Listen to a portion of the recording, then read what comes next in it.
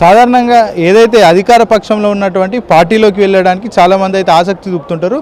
కానీ దీనికి భిన్నంగా ఏదైతే అధికార పక్షంలో ఉన్నటువంటి ఏదైతే కార్యకర్తలు కావచ్చు, అదేవిధంగా నేతలు కూడా ఏదైతే ప్రతిపక్షంలో ఉన్నటువంటి బీఆర్ఎస్ పార్టీలోకి రావడానికి అయితే ఉత్సాహం చూపెడుతున్నారు. ప్రస్తుతం ఈ అంశాల గురించి మనతో మాట్లాడడానికి బీఆర్ఎస్ అధికార ప్రతినిధి ఉపేందర్ ఉన్నారు. మాట్లాడించే ప్రయత్నం చేద్దాం. చెప్పండి, ఈరోజు తెలంగాణ భవన్లో చాలామంది సుమారు 500 మంది స్టేషన్ గన్పూర్ నుంచి కావచ్చు, వివిధ ప్రాంతాల నుంచి కావచ్చు, పార్టీలో చేయడానికి అంటే చాలా వరకు ఇంట్రెస్ట్ చూపెడుతున్నారు. ఎందుకు అనుకోవచ్చు?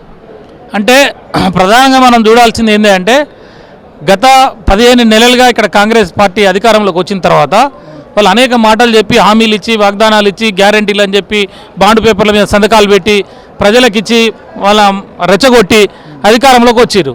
కరెక్ట్గా ఈ 15 మాసాలు వాళ్ళ పరిపాలన మొత్తం చూశారు. గ్రామీణ వాతావరణంలో ఉన్నటువంటి సమాజం అందరూ కూడా ఈ కాంగ్రెస్ పార్టీ ద్వారా చాలామంది అప్లికేషన్లు పెట్టుకొని ఇందిరమ్మ ఇండ్లు వస్తాయని చెప్పి ఇందిరమ్మ ఇండ్లు లేవు. ఆ తర్వాత పెన్షన్లు డబల్ అవుతాయని చెప్పాడు. 2000 నుంచి 4000 అని చెప్పినాడు. 2500 ఏమో మహాలక్ష్మి పథకం కింద, అది కాలేదు. విద్యార్థులకు ఉద్యోగాలు ఇస్తే జాబ్ క్యాలెండర్ అని చెప్పినాడు, అది కాలేదు. తర్వాత అంతకుముందు మనం రైతు బంధు పెన్షన్గా మనం 10,000 రూపాయలు ఇచ్చేవాళ్ళం, 5,000 అవి పోయినాయి. వీడు 15,000 ఇస్తాడు. 15,000 సంగతి దేవుడు ఉన్న 10,000 బీకినాయి. ఎవరన్నా రైతు అనుకోని పరిస్థితిలో పోతే రైతు బీమా లేదు, ఖజానా లక్ష్మి లేదు, షాదీ ముబారక్ లేదు. కాబట్టి ఇవన్నీ కూడా ప్రజలకి స్వీయ అనుభవంలోకి రావడానికి కొంత సమయం పట్టింది. ప్రజలందరూ కూడా చూసుకున్నారు, బేరీజ్ చేసుకున్నారు. అంటే వీళ్ళ నుంచి కాదు, వీళ్ళు ఏం చేయలేరు, వీళ్ళకి అడ్మినిస్ట్రేషన్ మీద పట్టు లేదు, బడ్జెట్ ఎంత వస్తుందో, ఎంత ఖర్చు పెట్టాలో ఇవన్నీ కూడా గత ప్రభుత్వం కేసీఆర్ లాగా వీళ్ళకి అనుభవం లేదు, పిల్లకాకేం తెలుసు ఉండిల దెబ్బ అన్నట్టు వీళ్ళ పరిపాలన ఉన్నది. ఆదరా బాదరా పదరా మొగడా అని చెప్పి ఏదో ఒకటి చేద్దామని చేస్తున్నారు. కానీ ఎక్కడ పోయినా ఫెయిల్ అయ్యారు. కాబట్టి ఈ సంవత్సర కాలంలో గ్రామీణ తెలంగాణలో ఉన్న అన్ని వర్గాల ప్రజలు, రైతాంగము, మహిళలు, దళితులు, బీసీలు, వృద్ధులు, యువకులు అందరికి కూడా సిచ్యువేషన్ అంతా అర్థమైపోయింది.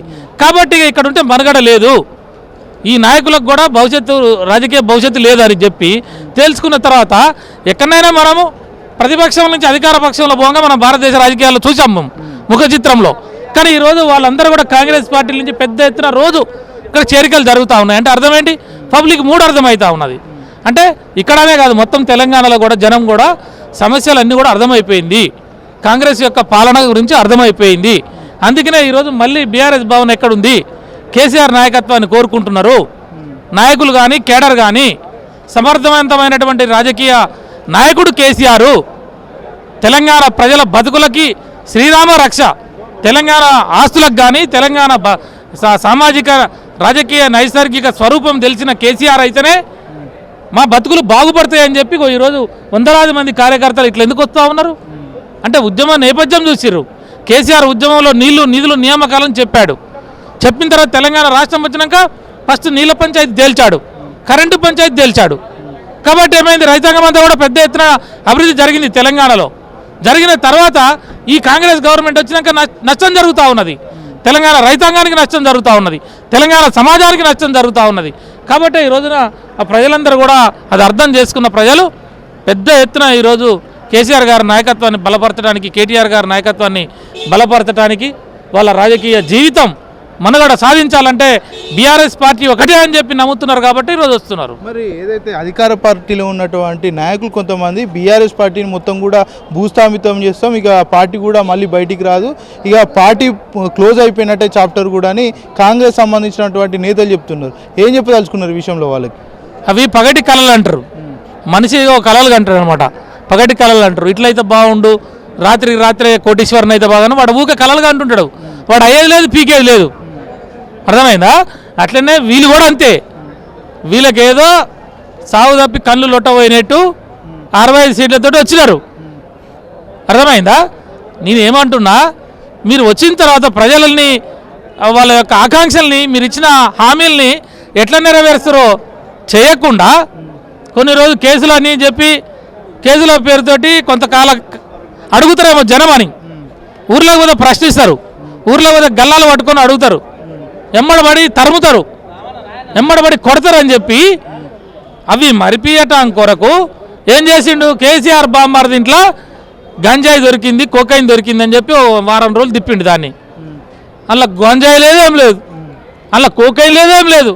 ఉత్తనే సత్యనారాయణ స్వామి కథ వ్రతం ఇంట్లో పూజలు జరుగుతుంటే అది పెట్టిండు. దాని తర్వాత లగచర్ల కేసు తీసుకొచ్చిండు, దాని తర్వాత ఫార్ములా తీసుకొచ్చిండు, దానికి ముందు ఫోన్ ట్యాపింగ్ అన్నాడు. అంటే ఒక కేసు తీసుకురావాలి, 2 నెలలు మీడియాలలో తిప్పాలి, పేపర్లలో రాయాలి. అంటే ప్రజలకు ఇచ్చిన హామీలు వదిలిపెట్టి ఇటువంటి బట్టబాగి జూటబాగి మాటలు చెప్పుకుంటా తిప్పితే రేపు ప్రజలు మమ్మల్ని కాదు లేకుండా చేసేది బీఆర్ఎస్ నాయకుల్ని కాదు. బీఆర్ఎస్ పార్టీని ఎవ్వడు కూడా ఎంటిక బీకలేడు.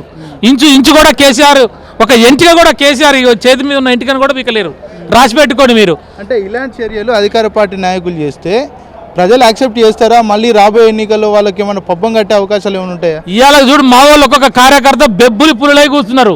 ఇవాళ నువ్వు చెరువు కట్ట మీద పంట పొలాలలో ఊర్లలో యాప చెట్టు కింద రేవడి దగ్గర కూర్చొని ప్రతి ఒక్కరు చర్చ చేస్తుండు.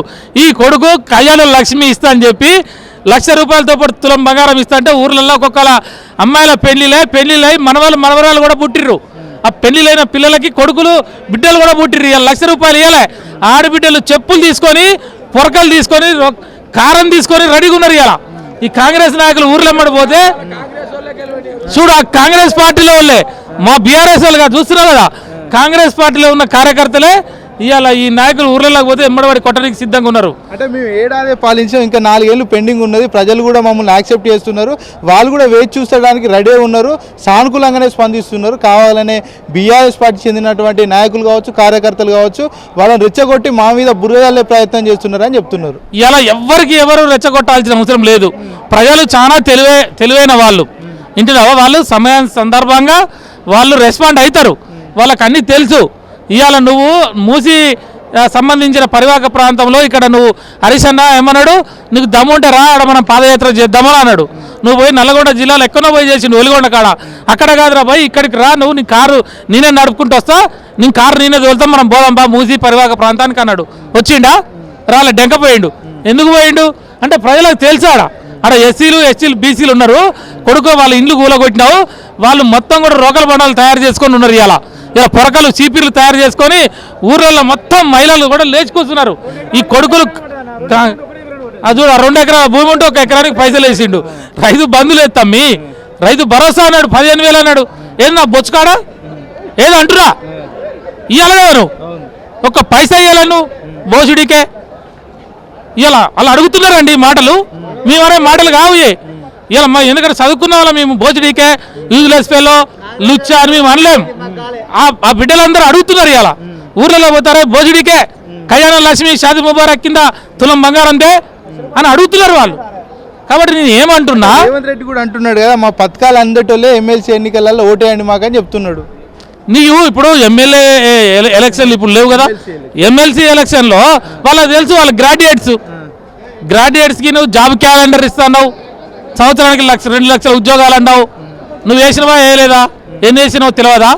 నువ్వు వేసింది 5,000 ఉద్యోగాలు, అది కూడా డిఎస్సి. మేము వేసిన డిఎస్సి అది. ఆ డిఎస్సిలో నువ్వు ఒక 5,000 కలిపినావు. అప్పుడో నోటిఫికేషన్ మేము ఇచ్చినాం, ఎగ్జామ్ పెట్టలే, నోటిఫికేషన్ ఇచ్చినాం. సబ్సిక్వెంట్గా జరిగింది అది. నువ్వు దానికి నేనే ఇచ్చిన ఉద్యోగాలు అని చెప్తావు. 50,000 ఉద్యోగాలు అడిచ్చిండు. వాళ్ళకి తెలియదా? రేపు గ్రాడ్యుయేట్స్ ఓట్లు వేసేటోళ్ళు ఎవరికి ఓట్లు వేయాలి ఏం సంగతి తెలియదా? టీచర్స్ ఉన్నారట ఓట్లు వేసేటోళ్ళు, వాళ్ళకి తెలియదా? కాబట్టి నేను ఏమంటున్నా, మీ సంవత్సర పాలనలో ప్రజలు, యూత్ కానీ, మహిళలు కానీ, మిగతా ఏ వర్గాలు కానీ ఎవరు కూడా సుఖపడలేదు. ఈడ ఎవరికి ఏం జరగలేదు. ఇవాళ మీకు ఏ ఎలక్షన్ వచ్చినా పిండి కొడతారు, కైమా కొడతారు కాంగ్రెస్ పార్టీని. ఇలా రెడీగా ఉన్నారు వాళ్ళు.